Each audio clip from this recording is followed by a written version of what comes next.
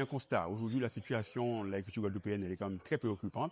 On a quand même l'âge moyen assez élevé, 60 ans en moyenne, et il est nécessaire que tous les acteurs du monde agricole qu'on se mette ensemble pour pouvoir installer le maximum de jeunes.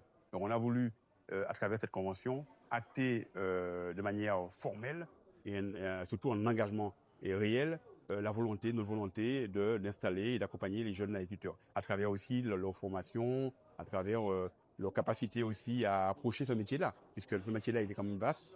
Ils sont pour le futur, pour le grand nombre, ils vont devenir des responsables agricoles. Il est important qu'ils puissent embrasser ce métier-là dans toute sa diversité et dans toute la latitude. On a du mal en Guadeloupe à mobiliser du foncier, puisque la grande partie du foncier agricole appartient quand même à des propriétaires privés.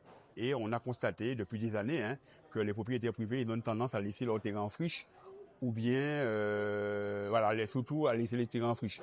Et là, on a trouvé une formule qui est une formule qu'on appelle une CMD, une convention qui va être passée entre le propriétaire du foncier et un jeune agriculteur pour permettre d'installer un jeune.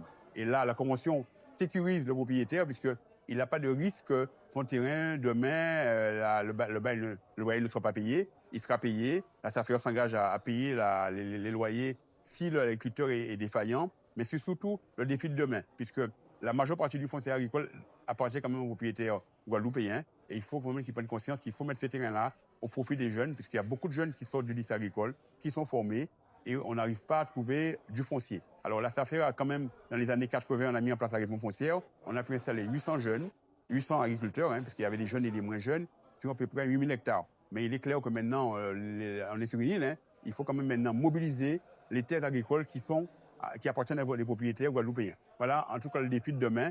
Et on espère, avec l'appui des jeunes, puisque les jeunes, ils sont demandeurs, et on va pouvoir installer un maximum de jeunes.